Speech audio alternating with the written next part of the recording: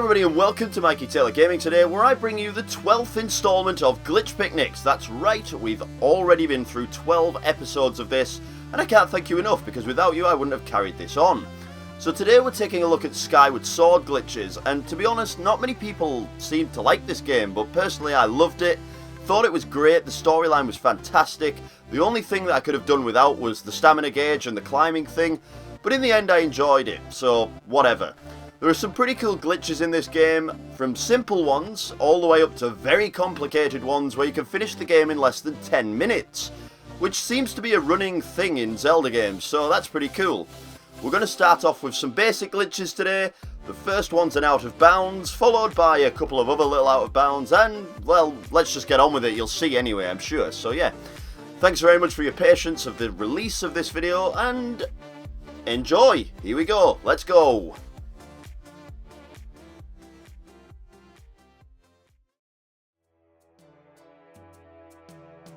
For our first glitch today, I'm going to show you something that's helpful for a change, and it's one of those glitches that's just great to look at too. Start off by making your way towards the Faron Woods province.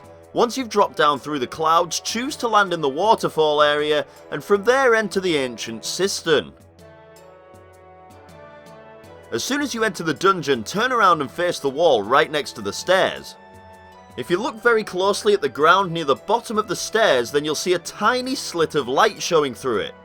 It might not look like much, but we're going to clip through this and get out of bounds, believe it or not. Link is a lot slimmer than we thought, apparently. First, to set the glitch up, run up the wall and don't move when you land. This gives us the perfect angle to slip through the gap.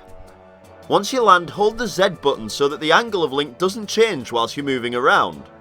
Line the slit in the ground up with the very centre of Link and then hold forward on the control stick. If you do it right, then you'll fall straight through the floor, but you'll have to swing the Wii remote downwards while you're falling or else you won't hit solid ground. If you did it right though, then you'll be out of bounds and you'll be able to explore this area a little bit. You can guide yourself around this area pretty easily if you look at Link's shadow.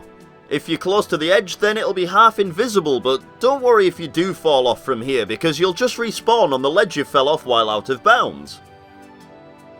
Jumping in the wrong place can land you in water, where you'll eventually fall out of the playing area. If that happens, then you'll get stuck in an infinite falling cycle, which is just completely annoying. You'll have to wait until Link dies, or reset the game to regain control. But if you've got the full 20 hearts, then I would definitely recommend resetting, because you might be here for a while. Walking around here can sometimes cause Link to start swimming without any harmful effects too. If that happens, then just swim to the area that you came from to get back out of bounds again. Walk as close as you can to the edge to avoid swimming and make your way around until you get to this area.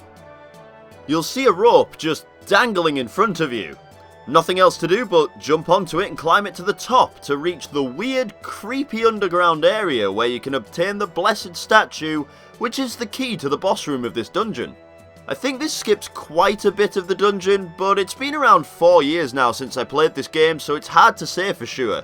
One thing is for certain though, you'll probably want to obtain the whip first if you want to carry on from here. If I remember rightly, I'm sure it's needed to finish the dungeon from here.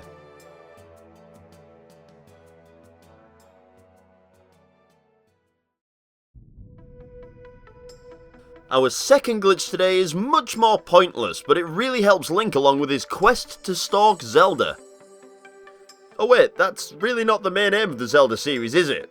He can sometimes give us the wrong impression. During the course of the game, you'll probably notice that the door to Zelda's room is locked, and it'll stay like this until you access the Academy vent later in the game by using the claw shots. Once you've been in there once though, you'll be able to go in and out of Zelda's room whenever you feel like it, because that's not creepy. As you probably guessed by what I'm saying, there's a way to enter Zelda's room way before you get the claw shots. In fact, you can do it right after obtaining the Goddess Sword. To do this glitch, the first thing you need to do is enter Karane's room on the upper floor of the Academy. If you check out the chair, you'll see that there's no option to sit since it's way too close to the table. But there is a way that we can sit down on it, don't you worry.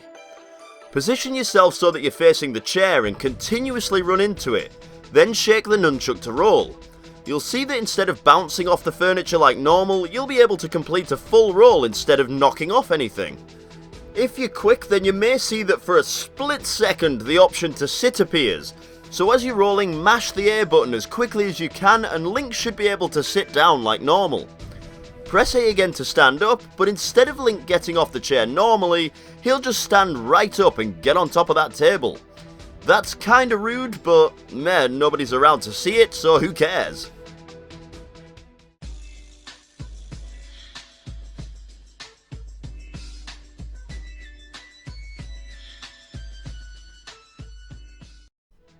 Now that we're on top of the table, we can walk around the room on top of the furniture, which obviously we can't usually do. Be careful though, because if you walk behind the wardrobe, then you'll get stuck forever and no one will ever come to help you. It's a shame that this hero's quest was foiled by a table and a wardrobe, but sometimes that's the way it happens. Well, if you don't get stuck, jump around the furniture carefully until you're on top of the Loftwing dolls right by the wooden wall. Some of the jumps are pretty precise, but you'll get there with a little patience, I promise. Once you get on top of the dolls, an option to sleep will appear at the bottom of the screen. Press A and choose to sleep until morning or night, and you can climb right through the wall and into Zelda's bed. And it's a damn good job that she's not home, because otherwise I'm pretty sure we'd be getting a restraining order right about now. Once Link wakes up, he'll get out of bed and back into the wall again. If you fidget around in this position, then you can clip into the room and explore to your heart's content. You can grab the heart piece in the wardrobe, and you can also get the gratitude crystal if you've unlocked them. But you won't be able to exit the room since we didn't get here in the right way, so never triggered the door to unlock. So I guess Link will just sit here until Zelda gets back.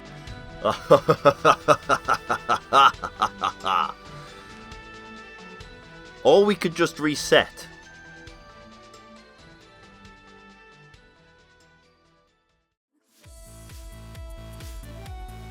The next glitch is kinda cool, even though it's really not useful for anything. It's kinda like another out of bounds glitch. Get on your Loftwing and make your way towards the Lanaryu Desert Province. When asked where you want to land, choose the Gorge. Make your way into the Lanaryu Caves and position Link's left foot on this little spot that you can see on the floor. This spot is only a couple of pixels off the loading zone, which would normally take us back outside. Once you're in this position, press the Z button to turn the camera round. Now you need to slightly adjust Link's position so that he's facing directly towards the exit of the cave. Once you've got Link lined up like this, hold the Z button and then quickly hold up and A to jump forwards. Just before landing, swing the Wii remote downwards to make Link do a jump slash attack. If you did it right then, Link will jump right over the loading zone and into the area behind it where you can wander around the lit up area instead of ending up outside. Sometimes the walls will flicker with black shapes, probably since we're not meant to be back here and the game wasn't programmed to render this texture properly. Maybe. There's not much else to this glitch, but it's still pretty cool to see that you can just clip over the loading zone like that. Nintendo seriously misses stuff like this sometimes, and it's cool that they do, otherwise we wouldn't be watching this video, I guess. So, good stuff Nintendo, awesome.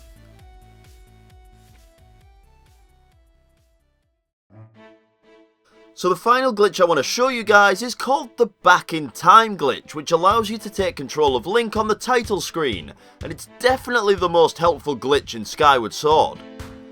One of its effects helps you skip almost the entire game, allowing you to finish a brand new hero mode in less than 10 minutes.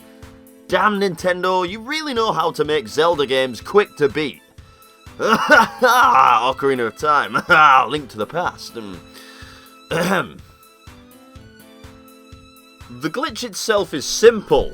All you need to do is die, choose continue, and then reset the game as quickly as you can. This puts the game into a state where we can control Link on the title screen. Using its effects to our advantage, however, can be a lot more complicated, as you're about to find out.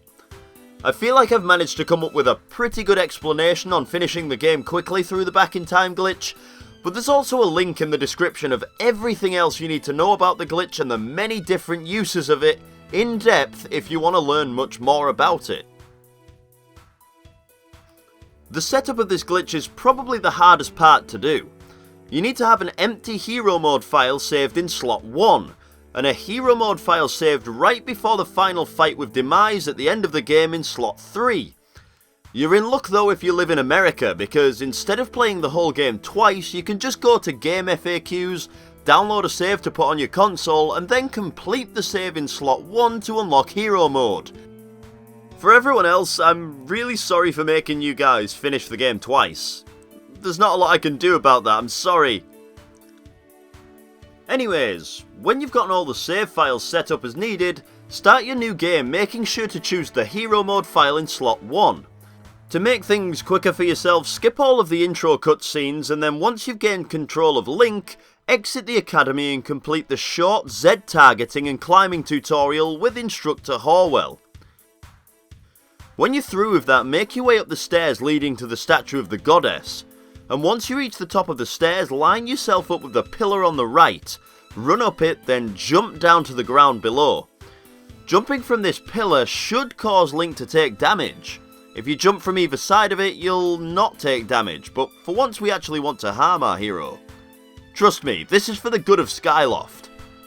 Keep repeating this until Link dies. If you're playing the American version of the game, then you're in luck again, because Link will die twice as quickly since he loses 2 hearts per jump here. In the PAL region he only loses 1 for some reason. Trust me, I tried both. Lucky Americans with your Link dying quicker. So anyways, once Link dies we can start having some fun. The next screen is where it all begins. When you're asked if you want to quit or continue, choose continue and then press the home menu button within half a second of pressing A on it. Then select reset. When the game loads back to the title screen, the first thing that you'll see is that Link falls from Skyloft in the background. That means that we have now activated the back in time glitch. You'll notice at first that Skyloft is all glitchy, but then it'll go back to normal within a couple of seconds. Then you should see Link stood on top of one of the piers and you can actually start controlling him. If you press A on this screen, then you'll see the load file screen appear, and it's very important that you do not highlight any of these saves with the pointer or with the control stick. So if you do end up on this menu, press B to return to the Zelda Skyward Sword logo. Otherwise, moving around will cause the files to get highlighted. Now, with the Skyward Sword logo on screen, you need to make your way towards the save statue just a little way down from the bazaar. It's pretty easy to find even with that logo blocking your view. Once you've reached the statue, make sure that the title screen still shows the Skyward Sword logo. Now listen very carefully because this can be a little confusing if you're trying it for the first time. Press A to activate the statue and bring up the save options. Doing this will make the title screen change to the load screen at the exact same time, which is what we want. This is a good thing. Using the motion controls, point the cursor over the save option, still making sure not to highlight any of the saves that are in the background while you're hovering the cursor there. It might not seem like much, but highlighting the background saves will stop this glitch from working. Now when you're ready, press A to begin saving the game and quickly select the blank hero mode file in slot 1, but don't start the game yet. When the screen says saved, start the hero mode file and, well, start hero mode I guess. If everything was done right, then the game will appear to start from the beginning, showing all of the cutscenes from the start of the game, which by the way you should skip since we've already seen them, and you'll be placed in Link's room ready to start the adventure. However, instead of being in the normal attire, you'll already have the green tunic, all of the items, weapons, bugs, rupees, and almost everything that you had acquired in the save file found in slot 3. And not only those things, but the story will be completed up until the point that that save was created as well, meaning that from the moment you land in the game, you can go and defeat the final boss found in the Sacred Temple. Everything that you have in this new game is determined by everything you had in the slot 3 save, so you can start anywhere you like with endless possibilities. The only thing that doesn't get copied to the first save is the amount of hearts that you had in it. You'll always have 6 hearts, but you can have a maximum of 8 if you're holding heart medals in the slot 3 save.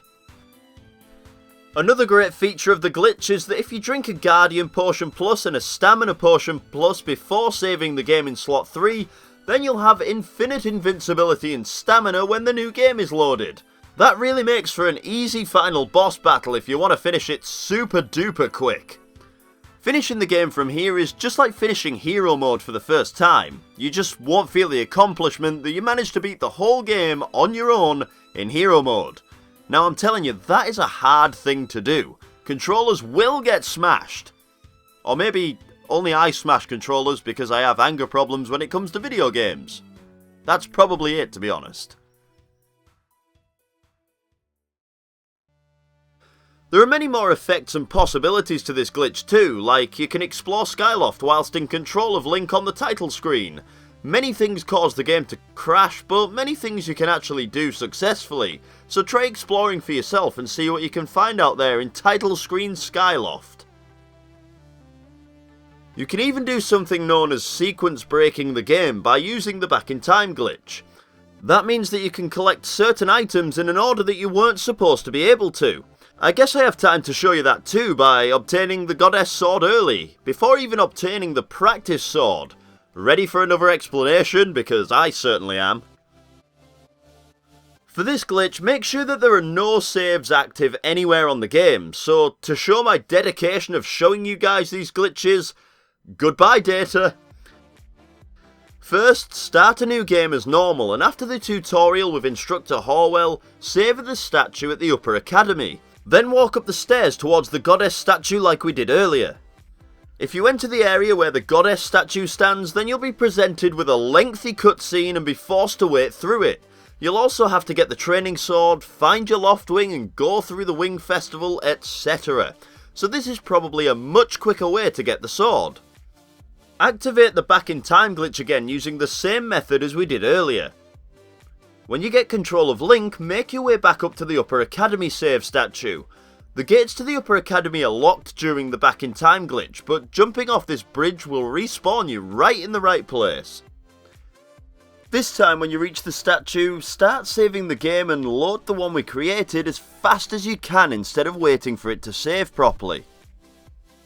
If everything went to plan, then instead of the game starting like new, Link will be spawned by the Upper Academy and you can head right into the goddess statue without waiting for lengthy cutscenes, festivals and whatever else there was to wait for.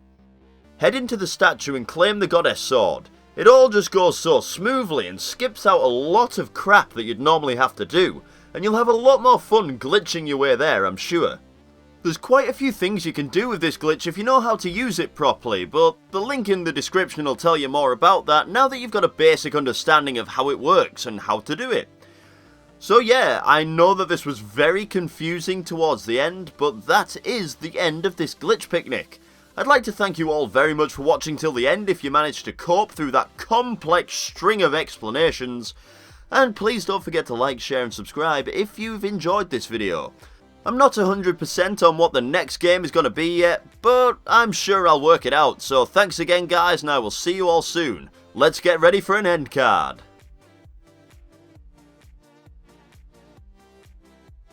Hello everybody and thanks for watching until the end. Now I know this wasn't the best episode of Glitch Picnics. The glitches at the end were extremely difficult to pull off and probably very complicated for me to explain. Well, not probably, I know they were because I tried to explain them. But you know, if I hadn't put those in, then there weren't many other glitches in the game, so we have had like a 5-minute long video, which just isn't long enough for you guys. I want to give you long videos when I can. So yes, anyway, if you want to watch another one of my videos, or another 2 I should say, then the left hand box here will take you to my top 5 Mega Drive or Genesis soundtracks, and in the right hand box you can be taken to the other Glitch Picnic, which is much better than this one I might add, the Super Mario 3D World Glitch Picnic. So thanks again guys, I will see you all in the next video. I don't know what it'll be yet, like I already said, and I hope you all enjoy whatever it is, so suggestions welcome. Bye bye. Mwah.